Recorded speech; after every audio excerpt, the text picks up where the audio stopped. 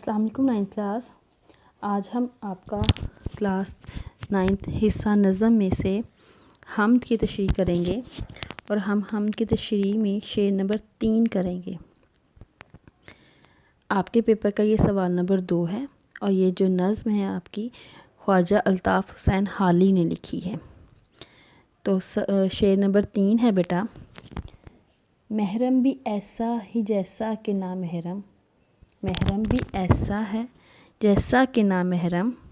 کچھ کہہ نہ سکا جس پر یہاں بیت کھلا تیرا۔ تو یہ شعر تھا بیٹا جس میں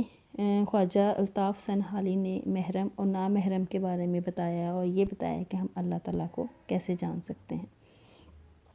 آپ نے اس کو کیسے حل کرنا ہے کہ آپ کے پیپر کا سوال نمبر 2 ہے۔ یہ میں آپ کو پہلے بھی بہت دفعہ بتا چکی ہوں، میں پھر دوبارہ بار بار بتا دیتی ہوں تاکہ بیٹا آپ کی اتنی پریکٹس ہو جائے کہ آپ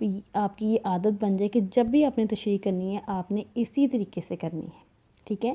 یہ پیپر کا سوال نمبر 2 ہے، آپ نے ایسے ہی مارکر کے ساتھ اسی پریزنٹیشن کے ساتھ جس طریقے سے آپ کو یہ تصویر نظر آ رہی ہے ویسے ہی بیٹا آپ نے لکھنا ہے۔ سوال نمبر 2 اشعار کی تشریح، پھر وہ جو شعر آپ نے لکھنا ہے 1 2 3 جتنا بھی وہ شعر لکھنا ہے وہ، اس کے بعد پھر آپ نے حوالہ شعر جس میں شاعر کا نام اور بعد میں نظم کا عنوان لکھنا ہے، پھر مفہوم لکھنا ہے اور پھر بعد میں تشریح کرنا ہے۔ یہ جو تشریح ہے وہ بیٹا آپ کی 1.5 پیج کی ہونی چاہیے، یعنی 1.5 صفحے کی ہونی چاہیے تشریح۔ تو یہ ایک تشریح جو ہے، ایک شعر کی تشریح آپ کے 2 نمبر کی ہے۔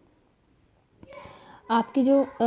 امپورٹنٹ چیز ہوتی ہے شعر جب تشریح کرتے ہیں وہ یہ ہوتی ہے کہ آپ اس شعر میں سے وہ مشکل الفاظ ڈھونڈیں اور وہ پوائنٹ ڈھونڈیں جو شاعر کہنا چاہتا ہے۔ تو اس میں جو مشکل الفاظ ہیں وہ ہیں محرم، محرم کا مطلب ہے واقف یا جاننے والا، یعنی جو جانتا ہو سارا کچھ۔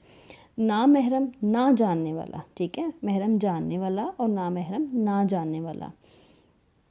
یہاں کا مطلب یہاں، یعنی کہ یہاں کا مطلب اس دنیا میں، ٹھیک ہے، دنیا میں یہاں کا مطلب بھی اس نے کہا کہ یہاں بیت کھلا، کہ دنیا میں یہاں پر تیرا بیت کھلا۔ بیت راز، تو یہ مشکل الفاظ تھے جس کے لیے آپ کو سمجھ آنی چاہیے کہ اس میں جو مشکل الفاظ ہیں وہ کیا ہیں۔ مفہوم کی طرف آتے ہیں بیٹا، جو اس کا مفہوم ہے اس شعر کا وہ یہ ہے، اے اللہ تجھے جاننے کا دعویٰ کرنے والے بھی ایسے ہی ہیں جیسے تجھے نہ جاننے والے ہیں، جس پر بھی تیرا راز کھلا وہ کسی کو بیان نہیں کر سکتا، وہ کسی سے بیان نہیں کر سکتا۔ اس شعر میں شاعر بیان کیا کرنا چاہتا ہے، یعنی بتانا کیا چاہتا ہے، اس کا مفہوم سے ہم جان سکتے ہیں کہ وہ یہ کہتا ہے کہ جو جاننے والا ہے اور جو نہ جاننے والا دونوں ہی یہ دعویٰ کرتے ہیں کہ تیرا راز ہم پر نہیں کھل سکا، یعنی اس دنیا پہ بے شک تیری علامات ساری جگہ نظر آتی ہیں، خدا کے ہونے کی نشانیاں ہمیں نظر آتی ہیں، لیکن ہم اللہ کے رازوں کو نہیں جان سکتے۔ تو وہ 2 پوائنٹ کون سے ہیں جو اس شعر میں شاعر بیان کرنا چاہ رہا ہے، وہ یہ ہیں بیٹا کہ محرم اور نامحرم ایک جیسے ہیں، یعنی جو اللہ کو جاننے والا ہے اور جو نہیں جاننے والا وہ دونوں ہی ایک جیسے ہیں۔ اور دوسری بات یہ ہے کہ اللہ کا راز، یعنی اللہ کا کیا راز ہے۔ محرم اور نامحرم ایک جیسے مطلب یہ ہے کہ اللہ تعالیٰ پالنے والا یعنی کہ ہے ہمیں، اور ہم یہ جانتے ہیں پالنے والا جو تجھے جاننے کا دعویٰ بھی کرتا ہے، اس کی بھی حالت ویسی ہے جو تجھے نہ جاننے والا ہو، تجھے جاننے سے قاصر ہو، کیونکہ جس کسی نے بھی توحید کے راز کو سمجھا وہ اس کا اظہار نہیں کر سکتا۔ انسان کی صلاحیتیں جو ہوتی ہیں بیٹا وہ محدود ہیں، یعنی کہ انسان اتنا طاقتور نہیں ہے، نہ تو اتنی سمجھ شعور ہے کہ وہ اللہ کے راز کو پہچان سکے۔ وہ اپنی ان محدود صلاحیتوں کی بنا پہ کیا کہتا ہے کہ اللہ تعالیٰ کے بارے میں کچھ نہیں کہہ سکتا، کچھ جان نہیں سکتا۔ ہمیں ہر جگہ اللہ کی نشانیاں نظر آ رہی ہوتی ہیں، ہر جگہ ہم اللہ تعالیٰ کے ہونے کا احساس ہو رہا ہوتا ہے، لیکن ہم پھر بھی اللہ تعالیٰ کے وہ راز جو اللہ ہی جانتا ہے وہ نہیں بیان کر سکتے، ٹھیک ہے۔ اور اس کے علاوہ ایک وہ شخص جو تجھے نہیں جانتا وہ بھی یہ دعویٰ کرتا ہے کہ میں تمہیں نہیں جان سکتا، تو شاعر یہ کہتا ہے کہ بے شک تجھے جاننے والے اور نہ جاننے والے برابر ہو گئے ہیں، یعنی جو مسلمان ہیں جو اللہ پہ یقین رکھتے ہیں وہ بھی اللہ کو جانتے ہیں، لیکن ہم اللہ کے رازوں سے واقف نہیں ہو سکتے، ہم اللہ کی حکمتوں سے واقف نہیں ہو سکتے کہ اس کی کیا حکمتیں ہیں۔ تو راز کیا ہے اللہ کے، یعنی کہ اللہ تعالیٰ کے جو راز ہیں وہ یہ ہوتے ہیں کہ اللہ تعالیٰ کی حکمت کیا ہے، اللہ تعالیٰ کے کچھ کرنے کام اور کچھ نہ کرنے میں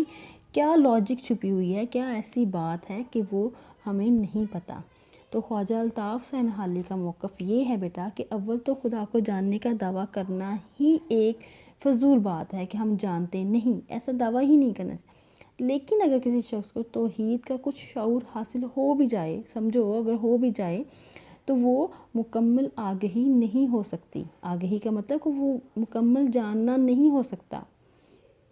یہ اسے جاننے کا دعویٰ کرنے والا اور اسے نہ جاننے کا دعویٰ کرنے والا برابر ہی ہو جاتے ہیں۔ جب آپ کچھ محسوس نہ کریں لیکن اپنے احساس کو لفظوں کا روپ نہ دے پائیں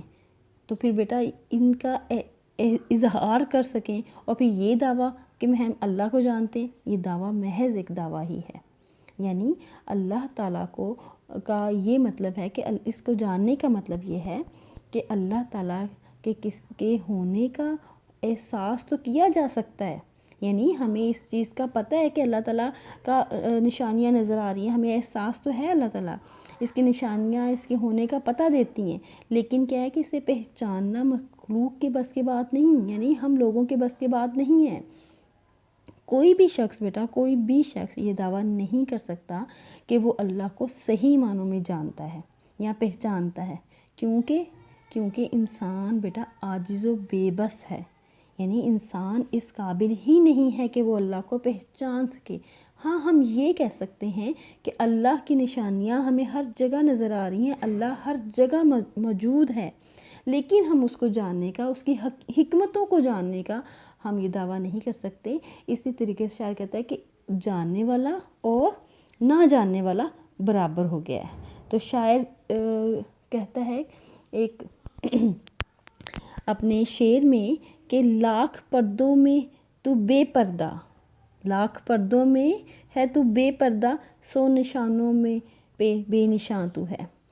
امیر احمد مینائی کہتے ہیں کہ ہر لاکھ پردے ہوں اس میں تو بے پردہ نظر آ رہا ہے، یعنی کہ ہمیں اللہ کی نشانیاں نظر آ رہی ہوتی ہیں۔ ہم آسمان کی طرف سر اٹھا کے دیکھیں گے کہ اللہ کی بے شمار نشانیاں ہیں، ہم سامنے دیکھیں گے، ہم اپنی طرف دیکھیں گے، اللہ کی بے شمار نشانیاں ہیں کہ اللہ کی ایسی نشانیاں ہمیں کہیں نظر نہیں آتی۔ دن کا نکلنا، رات کا آنا، موسموں کا بدلنا، ہوا کا چلنا،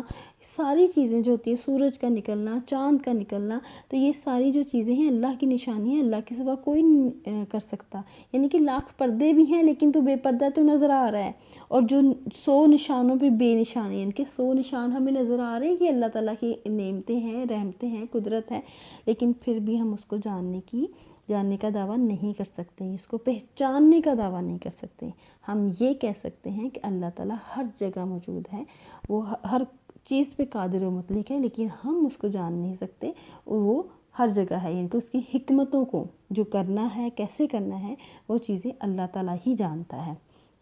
اس کے علاوہ بیٹا اگر ایک اور شعر میں یہاں پہ کوٹ کر دوں، دوسرا کون ہے جہاں تو ہے، دوسرا کون ہے جہاں تو ہے، کون جانے تجھے کہاں تو ہے۔ تو یہاں پہ وہ شاعر اللہ تعالیٰ کو مخاطب ہوتا ہے کہ دوسرا کون ہے جہاں تو ہے، یعنی کہ دوسرا کوئی نہیں ہے، ہر جگہ اللہ ہی تعالیٰ موجود ہے، اور کون جانے تجھے کہاں تو ہے، کہ ہم نہیں جانتے کہ تو کہاں ہے، تو ہم انسان بے بس ہیں، ہم نہیں جانتے۔ تو اس شعر میں شاعر کہتا ہے کہ جاننے والا اور نہ جاننے والا دونوں ہی برابر ہیں۔ جو یہ دعویٰ کرتا ہے کہ میں مسلمان ہوں یا میں اللہ کو پہچانتا ہوں، تو وہ دعویٰ غلط کرتا ہے، کیونکہ اللہ تعالیٰ کی حکمتوں کو اللہ کے سوا کوئی نہیں جان سکتا۔ امید ہے بیٹا آپ سب کو اچھے سے سمجھ آ گئی ہوگی۔ اللہ حافظ۔